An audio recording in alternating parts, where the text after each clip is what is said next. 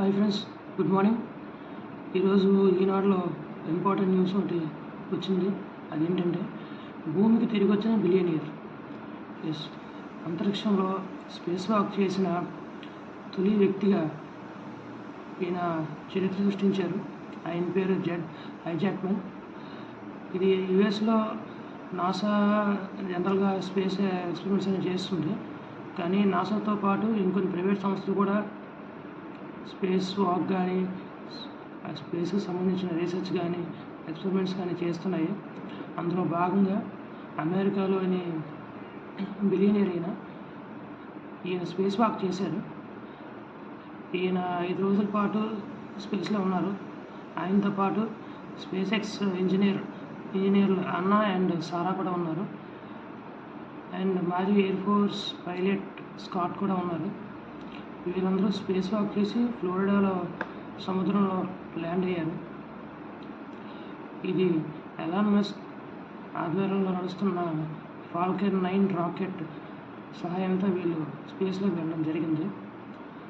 ఇది దాదాపు 1408 కిలోమీటర్లు ఎత్తుకు చేరుకున్నారు. అక్కడ ఆ తర్వాత స్పేస్ మిషన్ నుంచి బయటకు వచ్చి 5 రోజుల పాటు అక్కడ ఉన్నారు.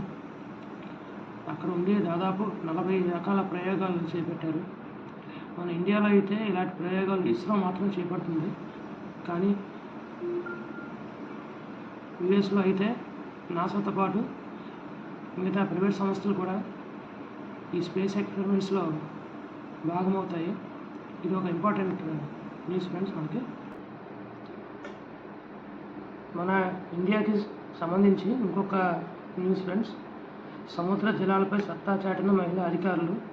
ప్రపంచాన్ని చుట్టిన lieutenant కమాండర్లు Roopa and Dilna.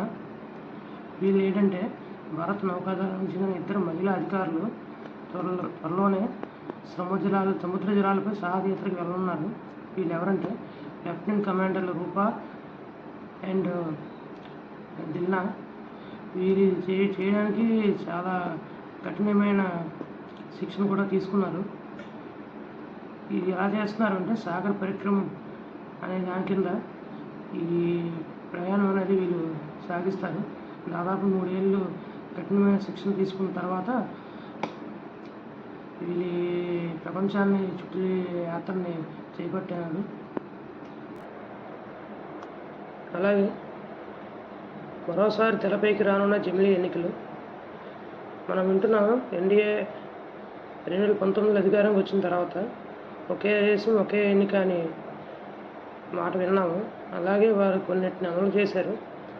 One ర్యాంక్షన్ అవ్వచ్చు, ఎక్కడి నుంచైనా పబ్లిక్ డిస్ట్రిబ్యూషన్ తీసుకునే విధానం కావచ్చు, ఇలా వాళ్ళు కొన్ని రకాలైనవి అమలు చేశారు. అందులో భాగంగానే ఎన్డీఏ 3.2 అధికారంలోకి వచ్చిన తర్వాత ఒకే దేశం ఒకే ఎన్నిక అనేది కూడా అమలు చేయాలని చూస్తున్నట్టు తెలుస్తుంది.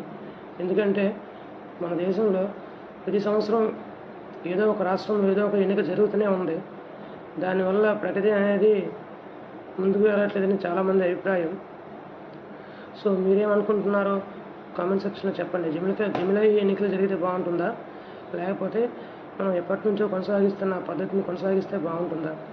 కామెంట్ సెక్షన్లో చెప్పండి. యాక్చువల్గా మనకి ఇనీషియల్గా జరిగిన ఎన్నికల్లో జమిలీ ఎన్నికలే ఉండేవి. తర్వాత దాన్ని మనం మార్చుకొని ఇప్పుడు మనం కొనసాగిస్తున్న పద్ధతిని అమలుపరుస్తున్నాం. కానీ ఎన్డీఏ ప్రభుత్వం అయితే ఒకే దేశం ఒకే ఎన్నిక జరపాలని నిశ్చయించుకున్నట్టు తెలుస్తుంది. చూడాలి ఏం జరుగుతుందో.